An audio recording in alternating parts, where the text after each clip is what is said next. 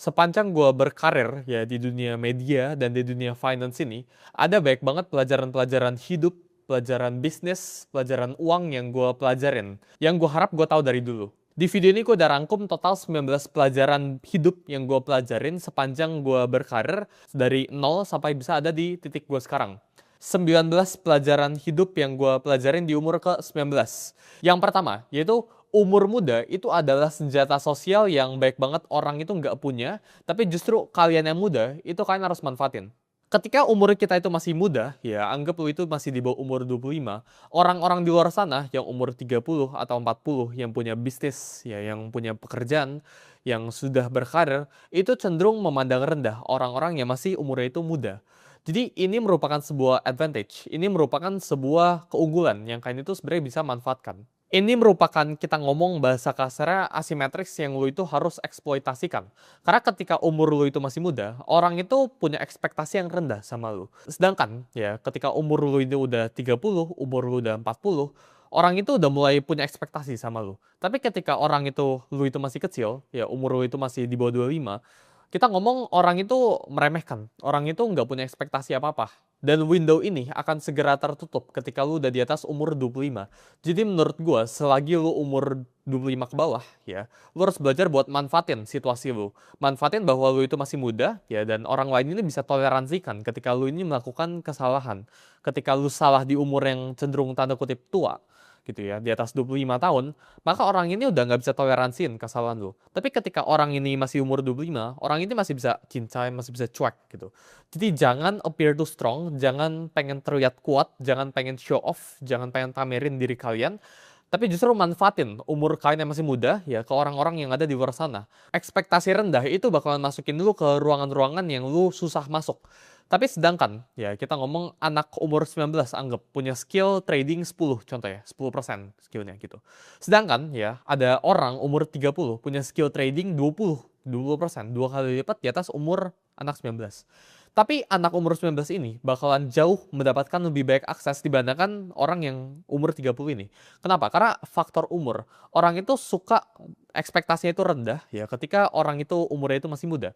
Sedangkan kalau umurnya itu udah tua, ekspektasi orang itu meningkat gradually. Jadi ini window yang again gue bilang bisa tertutup. Jadi manfaatin buat kalian yang masih umurnya itu masih muda, manfaatin.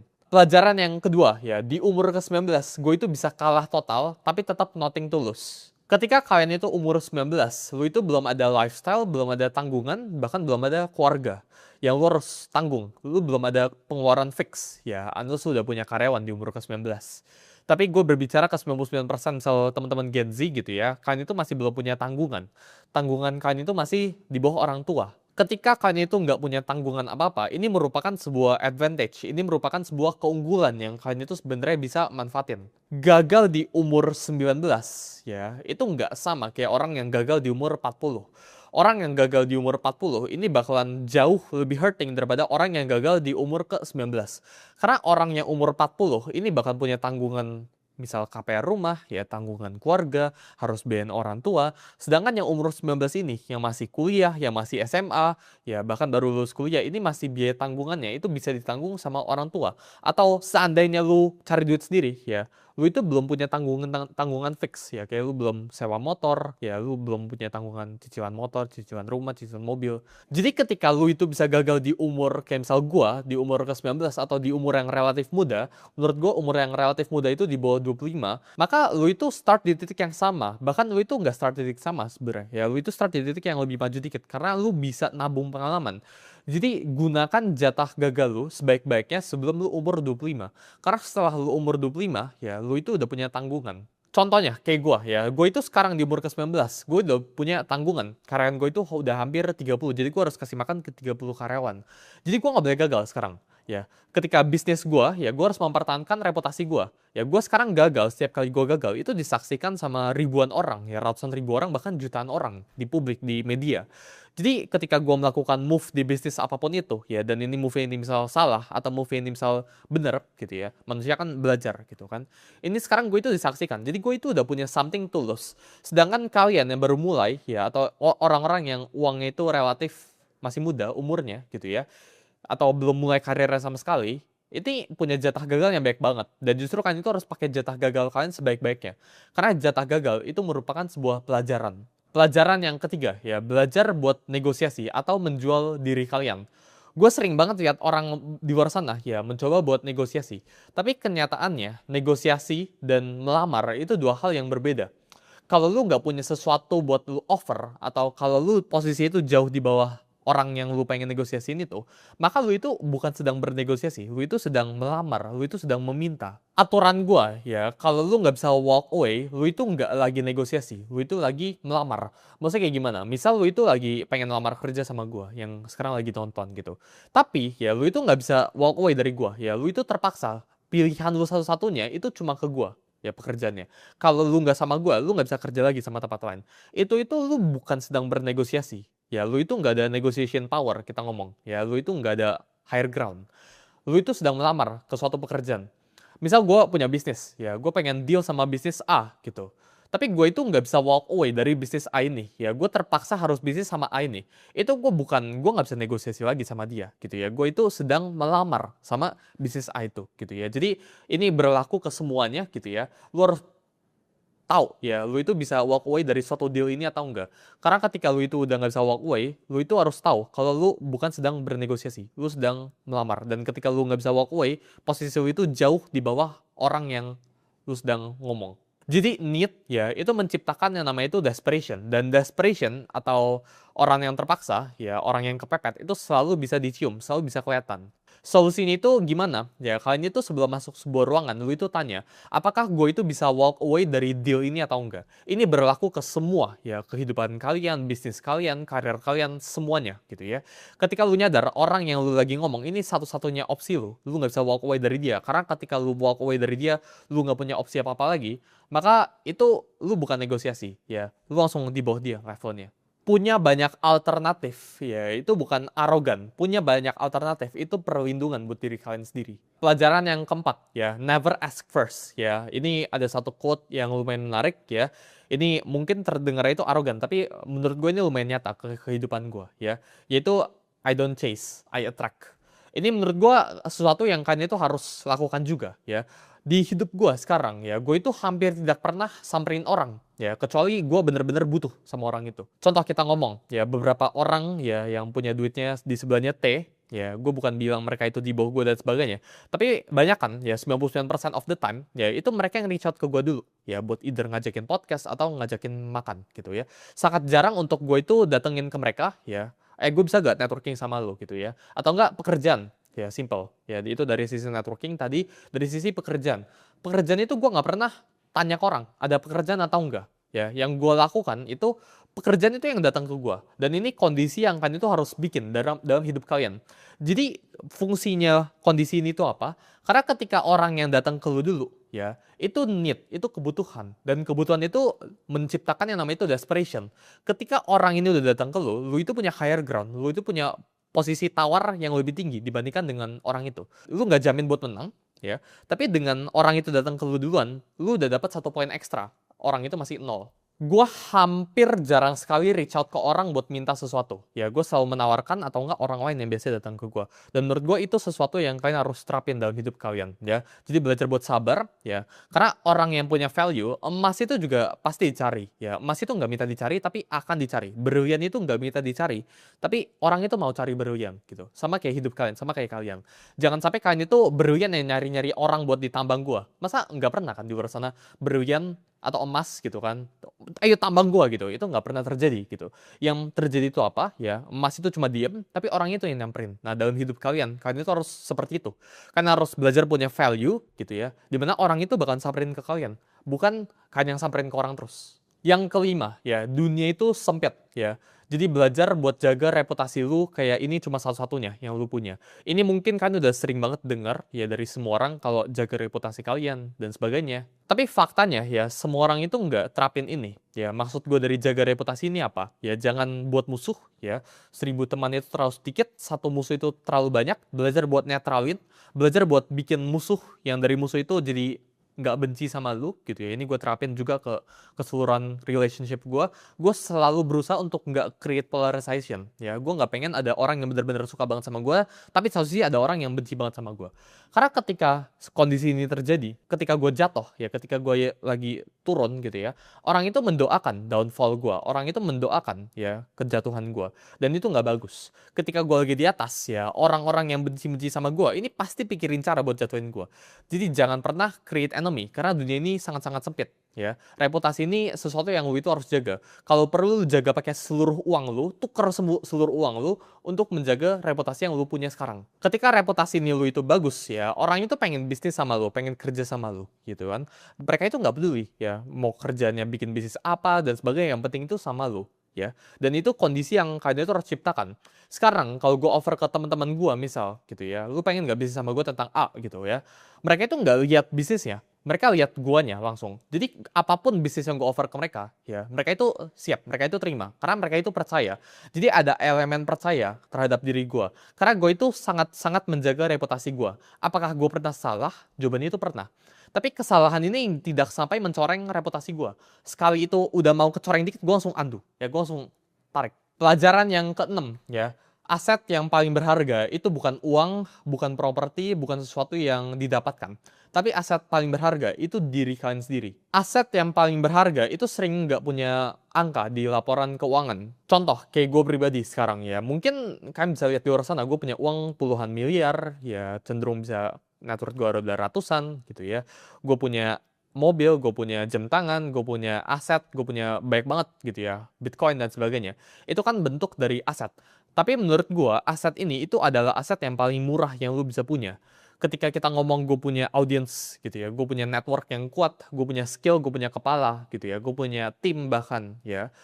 Ini aset yang lebih mahal. Jadi urutannya itu aset ya, jadi kayak uang gitu ya, saham, kripto, terus ya mobil, jam tangan, semuanya bentuk itu gitu ya. Itu aset yang paling rendah gitu ya. Yang kedua itu kepercayaan, loyalty, audience gitu ya. Itu juga bisa jadi aset gitu ya. Human labor ini yang paling atas ya, level paling tinggi gitu. Karena ketika lu punya resource allocation, human labor ya, lu punya orang-orang terdekat lu yang bisa ngelakuin apapun itu. Orang-orang lu yang A+ kita ngomong, orang-orang yang hebat, maka ini aset terbaik lu. Jadi aset itu nggak melulu tentang uang. Itu yang gue pelajarin di umur ke-19. Aset itu bisa bentuk itu lain. Bisa bentuk dalam orang, bisa bentuk dalam ilmu kepala lu itu aset gitu ya. Karena gini, kalau uang lu itu aset lu, kalau gue sekarang riset semua uang lu, apa kalau bisa dapetin balik uangnya gitu ya. Kalau tanya gue, jawabannya gue bisa gitu ya. Karena gue punya apa yang gue butuhkan dalam kepala gue punya ilmunya, gue punya networknya, gue punya skillnya. Jadi gue pribadi ya nggak pernah ngeliat diri gue itu seberapa kaya dari seberapa banyak uang yang gue punya ya. Karena menurut gue uang itu merupakan lagging indicator. Berapapun uang yang gue hasilkan detik ini, sekarang gitu ya, hari ini atau bulan ini gitu ya, itu tidak gara-gara gue bekerja hari ini. Itu gara-gara 3 tahun yang lalu ada Suli yang lagi kerja di kamarnya. Terus dia bekerja untuk membuild atau belajar skill baru yang gue sekarang itu bisa pakai. Gue sekarang bisa public speaking, gue sekarang bisa trading gitu ya. Itu bukan gara-gara hari ini gue bekerja, tapi gara-gara 1, 2 tahun, 3 tahun lalu gitu ya. Itu gue pelajarin sesuatu. Jadi uang itu adalah lagging indicator. Aset yang kalian punya itu skill. Ya, itu diri kalian, bukan uang. Pelajaran yang ketujuh, wait and see atau diam, itu juga sebuah move. Ya, orang zaman sekarang itu pengen itu gerak terus. Ya, jadi mereka punya bisnis, mereka punya karir. Biasanya yang bekerja itu mereka itu pengennya, oh gue pengen gerak, hari ini harus ngapain, harus ngapain, harus ngapain gitu. Misal gue sekarang, gue diserang gitu ya. Misal ada audience, gue ada hater gitu ya, yang talk bad, yang ngomong negatif tentang gue gitu. Gue nggak ngapa-ngapain, gue tinggal diam aja. Karena diam itu posisi yang leverage.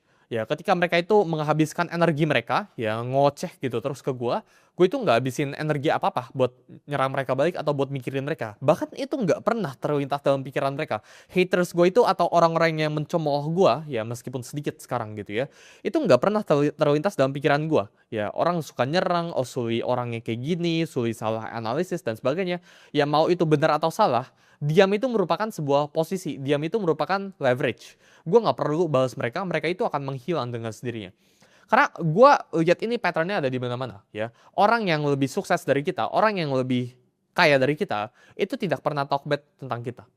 Karena kalau mereka itu talk bad tentang kita, mereka itu artinya bukan di atas kita. Belajar buat bedain kapan waktunya buat kalian bicara, kapan buat waktunya kalian diem, ya.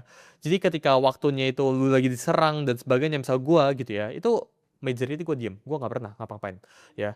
Berbicara ini ketika apa? Ketika lu ada waktunya, ketika lu mendapatkan data dan faktanya, ya. Jangan pernah sembarangan bicara, ya, ke depan media atau ke depan teman-teman lu, ya. Again, balik lagi ke yang 6 tadi, ya. Dunia ini sempit, gitu ya. Jadi lu harus menjaga reputasi lu, harus menjaga mulut lu ini harus dijaga, ya. Lu nggak boleh sembarangan ngomong. Yang ke-8, ya. Tahu apa yang lu nggak tahu, itu jauh lebih penting daripada tahu apa yang lu tahu. Jadi ketika ada sebuah fakta, ya, orang-orang yang pintar-pintar, ya, yang sok pintar di luar sana, ya, itu bakalan ngomong, oh gue tahu A, gue tahu B, gue tahu C, gue tahu B, gitu kan. Tapi ketika gue ngomongin, lu tahu E gak? Oh itu gue nggak tahu sih, Jadi mereka itu nggak tahu tentang apa yang mereka nggak tahu.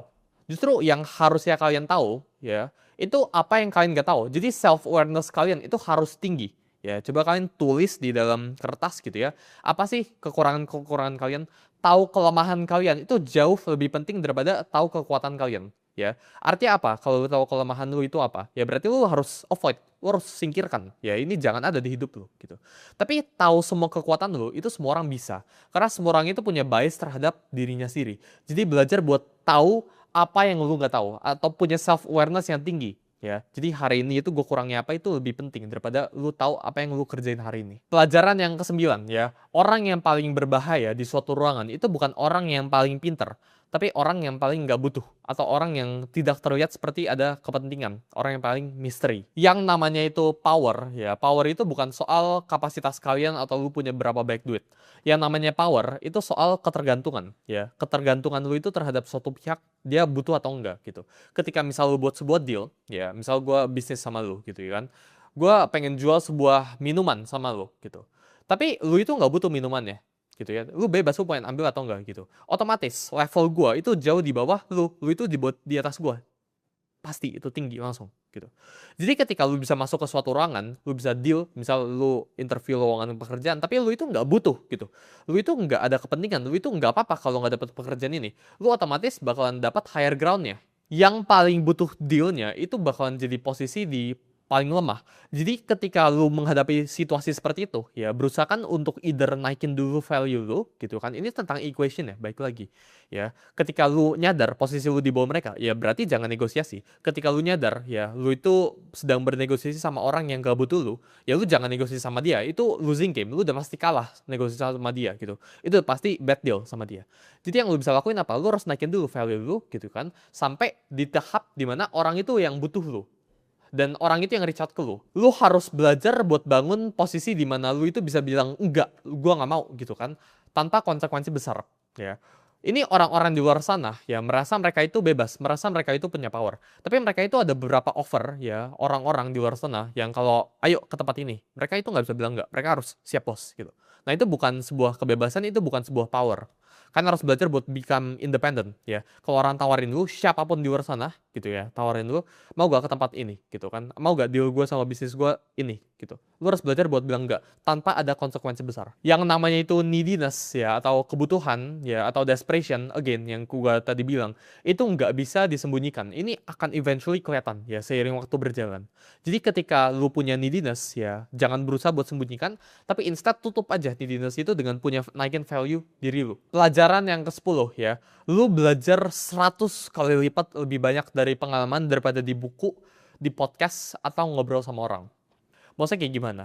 Jadi ketika gue dulu, ya gue nganggap gue itu bisa belajar melalui buku dan sebagainya. Memang itu membantu. Tapi yang sebenarnya krusial itu pengalaman. Yang sebenarnya penting itu action lo. Jadi misal, ya gue ngelakuin sebuah deal bisnis ya. Itu gue belajar lebih banyak daripada gue baca 10 buku bisnis. Ya gue udah baca banyak banget buku-buku di luar sana. Tapi gue belajar, oh gue itu orangnya kayak gini loh. Oh kalau kita deal, ya salaman itu harus kayak gini loh. Ya datangnya itu mungkin harus beberapa menit telat buat naikin negotiation power. Itu ada beberapa hal yang lu pelajarin ketika lu terjun langsung, ketika lu melakukan action. Jadi aksi itu 100 kali lipat lebih berharga daripada informasi.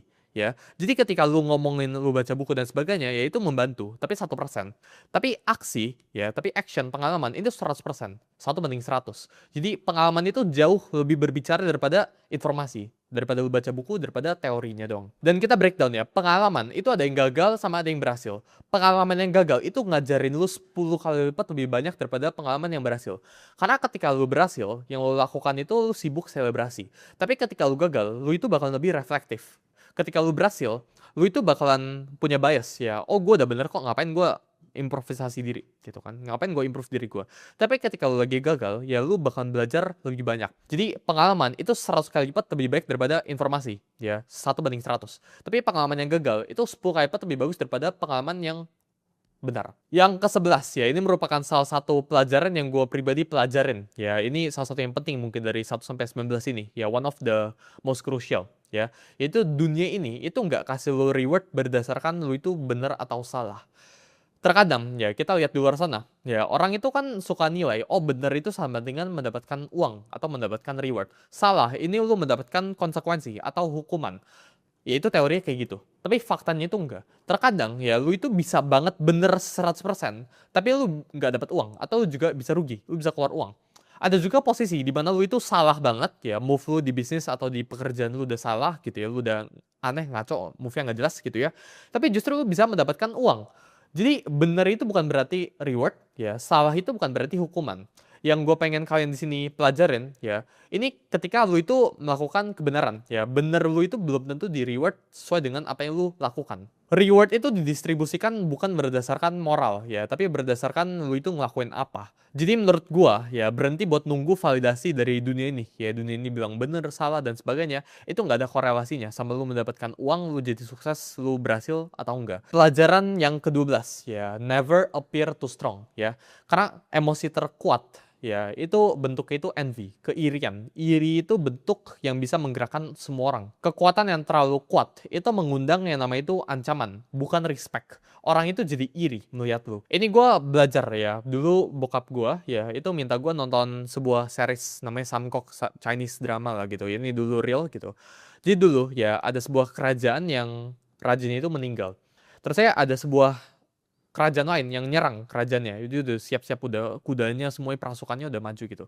Penasehat hukumnya, penasehat perangnya ya, itu bilang ya kita buka aja semuanya gitu kan. Kita never appear too strong ya. Kita buka aja pintunya gitu ya, buka lebar-lebar gitu ya, biarin mereka serang. Kita buat seakan-akan kita itu bebas gitu ya. Lu mau serang kita, kita nggak siapin defense sama sekali gitu kan. Kita don't appear too strong, kita appear weak gitu. Tapi justru ya ini merupakan reverse psychology, di mana orang-orang ya di luar sana ya, raja-raja kerajaan ini yang pengen nyerang itu justru batal nyerang, gak jadi nyerang. Kenapa? Karena kerajaan ini justru takut ya, ini apa, ini jebakan, ini pintunya dibuka gitu kan, ini nggak ada archery dan sebagainya. Padahal kenyataannya ini nggak ada jebakan sama sekali, ini cuma mereka buka aja. Tapi mereka itu menggunakan strategi ini, appear weak ya, never appear too strong. Yang paling powerful itu adalah ketika lu bisa terlihat biasa-biasa saja, tapi di belakang lu itu powerful semua. Itu yang lu sebenarnya harus lu achieve, bukan lu terlihat kuat banget dari depan gitu ya. Karena kalau lu terlihat terlalu kuat dari depan, orang itu bakal cari cara buat serang lu gitu kan. Karena orang itu iri gitu kan. Sama kayak misal gaji. Gaji itu kenapa lu jangan umbar-umbar? Ini gue udah sering banget dibilang beberapa di YouTube channel gue. Karena ketika misal gaji lu 100 juta, orang yang denger lu gajinya di bawah 100 juta, orang itu bakal iri sama lu dan bakal cari cara buat tarik lu ke bawah. Itu crab mentality namanya. Tapi ketika gaji orang itu di atas lu, orang itu bakalan ngeremehin lu.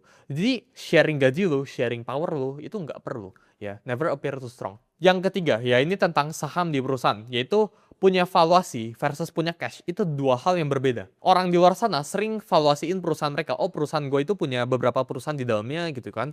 Ini kalau lo hitung ya valuasi gue ya 100M, berarti kekayaan gue 100M. Tapi kekayaan 100M versus lo punya liquid cash 100M ini jauh beda banget levelnya. Orang yang punya 50 miliar cash hari ini juga versus orang yang punya 100 miliar valuasi, menurut gue itu lebih kaya orang yang punya 50 miliar cash. Karena belum tentu lu bisa jual perusahaan lu yang punya valuasi sekian puluh miliar atau ratusan miliar atau triliunan. Karena valuasi itu sangat bergantung sama yang namanya itu foundernya. Valuasi itu basically foundernya. Ya mungkin itu bisa bilang valuasi diri lu, bukan valuasi perusahaan lu. Jadi valuasi on paper nggak boleh lu lihat sebagai kekayaan lu. Ya on paper ini ya on paper. Bahkan lu harus diskon 50% jauh gitu. Sedangkan cash ini lebih kuat. Ya cash itu the strongest form of wealth. Pelajaran yang ke-14 ya, berani itu lebih penting daripada lu jadi siap atau lu pintar. Gue lihat baik banget orang-orang yang pintar, orang-orang yang udah siap di luar sana, orang-orang yang kompeten, tapi mereka itu nggak berani di luar sana. Jadi mereka itu nggak bakal gerak dari tempat mereka. Padahal otak mereka itu lebih pintar dari gue. Gue punya baik banget teman-teman gue yang di luar sana, yang isi kepala mereka itu lebih pintar dari gue. Tapi mereka itu nggak berani kayak gue. Siap atau pintar itu adalah ilusi yang dibuat sama orang malas yang nggak mau mulai. Orang yang bisa menang dalam dunia ini itu adalah orang yang bisa hidup dalam ketidakpastian. Semakin banyak uncertainty, semakin banyak ketidakpastian yang lu bisa toleransi, semakin berani lu, ya, maka semakin sukses diri lu. Kita ngomong kayak, lihat sekarang ya kejadiannya, Elon Musk. Elon Musk itu uncertainty itu tinggi banget. Elon Musk kan dibilang punya kekayaan $1 triliun, ya, the world's first trillionaire, katanya kayak gitu. Tapi kalau kalian fact check ya, 1T, ya, $1 triliun US dollars gitu ya, itu nggak bisa dicairin. Dan uncertainty Elon Musk ini besar sekali. Elon Musk ini nggak bisa dan nggak akan dibayar unless dia itu taruh 1 juta orang di Mars. Gitu. Jadi uncertainty yang dia makan itu besar sekali, maka reward yang dia akan dapat itu semakin besar. Pelajaran hidup yang ke-15 yang gue alamin dalam hidup gue, ya. Semua orang di dunia ini itu digerakin sama yang namanya itu kepentingan. Bahkan orang yang lu paling percaya pun. Orang yang paling pure dalam hidup lo itu cuma keluarga lu. Setiap orang itu punya agendanya masing-masing, ya, percaya atau enggak, kelihatan atau enggak gitu ya. Setiap orang itu punya kepentingan ya masing-masing. Begitu lu mulai tanya, ya, setiap lu ngobrol sama orang ini kepentingannya apa buat hidup gua? Atau dia itu pengen apa sih dari gua? Dia itu kepentingannya itu apa sih buat bisnis dia, buat karir dia? Ketika lu udah dapet itu, maka lu bisa lihat situasi itu lebih clear. Misal lu lagi lowongan kerja gitu ya, lu interview gitu kan. Interview, kita lihat based on kepentingan ya. Yang interview ya, HRD-nya. HRD-nya ini kepentingannya itu apa? Ya gak dipecat sama bosnya. Gimana cara biar HRD ini gak dipecat sama bosnya? Hire karyawan yang kompeten, hire karyawan yang bagus, yang gak ngasal. Jadi kepentingannya HRD ya, itu punya atau rekrut karyawan terbaik.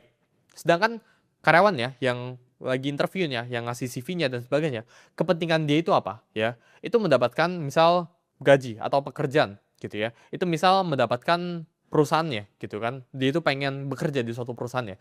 Jadi once lu bisa mapping ya, lu bisa map dalam hidup lu. Orang setiap kali orang ngobrol sama lu, ini orang kepentingannya apa gitu kan. Ini orang kepentingannya jelek atau enggak gitu kan. Lu bisa nyadar ya, siapa yang jahat, siapa yang baik. Dan lu bisa mulai filter ya, di hidup lu itu orang ini harus gue singkirkan, si dia itu harus gue deketin. Yang ke-16, jangan punya yang nama itu single point of failure.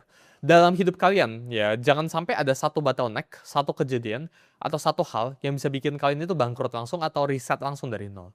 Misal, ya, gue nggak pernah, sangat-sangat tidak pernah sekarang merekomendasikan diri gue buat all in ke suatu aset.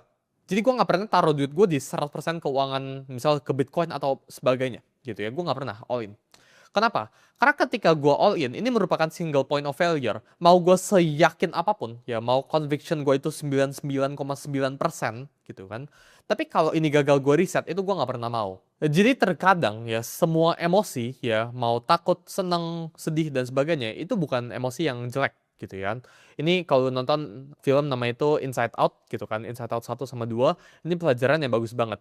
Sedih itu bukan emosi yang jelek. Dan sama, ini yang gue pengen point out sini ya. Takut itu bukan emosi yang jelek. Ya, takut itu bagus, tapi takut itu harus ada wajarnya. Ketika takut lu ini terlalu berlebihan, lu over worry, ini juga bisa jelek buat hidup lu. Tapi ketika lu nggak punya ketakutan sama sekali, ini juga jelek juga buat hidup lu. Jadi lu harus punya tingkat ketakutan. Tingkat ketakutan gue, itu gue takut banget riset dari nol. Ya, dan gue punya fear gue sendiri. Kalian itu juga harus punya fear kalian sendiri. Bukan berarti orang yang sukses, orangnya apapun itu, gitu kan, itu nggak boleh punya fear. Kalian itu harus punya fear kalian masing-masing. Kalian itu harus punya emotion yang balance, gitu. Karena ketika lu nggak punya ketakutan sama sekali, ya gue all in terus aja. Ini beresiko buat gue pribadi. Jadi emosi, semua emosi itu sifatnya itu baik.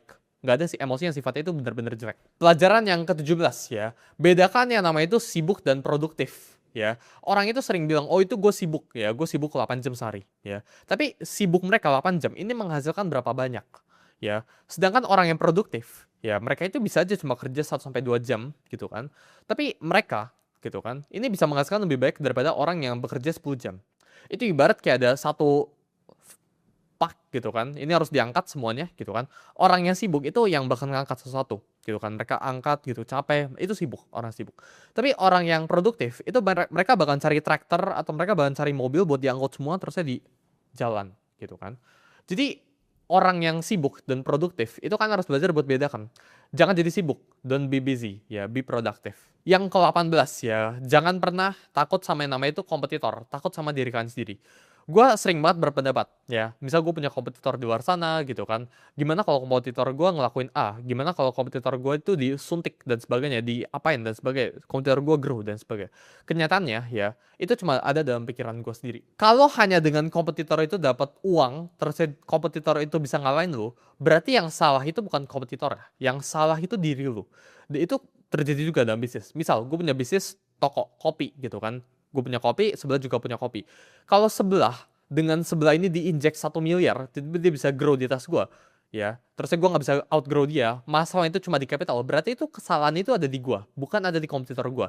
Jadi kalian itu harus belajar buat evaluasikan diri kalian sendiri, bukan evaluasikan kompetitor. Belajar buat lebih tahu diri kalian sendiri, lebih tahu apa yang kalian nggak tahu dibandingkan kompetitor kalian. Ya, analisis kompetitor itu perlu, tapi nggak penting, nggak sepenting kalian analisis diri kalian sendiri. Yang membunuh suatu bisnis atau suatu karir itu bukan kompetitor, ya, tapi diri kalian sendiri yang nggak di-upgrade, foundernya yang nggak di-upgrade. Benchmark yang paling jujur yaitu bukan berdasarkan market, tapi berdasarkan diri kalian yang tahun lalu sekarang. Jadi kalian bisa tanya ke diri kalian sendiri, ya, apakah gue lebih baik dari tahun sekarang sampai tahun lalu, ya. Kalau sekarang gue itu hasilin 100, tahun lalu gue hasilin berapa? Kalau tahun lalu gue hasilin 100 sama, berarti ini gue stuck nih, ya. Jangan lihat dari market. Misal market tahun lalu itu ngasilin 100, market sekarang, tahun sekarang gitu ya, ini ngasilin 90 contohnya. Berarti kalau gue tahun lalu ngasilin 100, tahun ini ngasilin 100, secara hitungan market gue itu menang. Tapi kenyataannya itu enggak. Ya, lu itu nggak boleh compare diri lu itu berdasarkan market. Lu itu harus compare diri lu berdasarkan diri lu sendiri. Yang ke-19, compounding itu nggak melulu tentang uang, tapi melulu tentang skill dan network.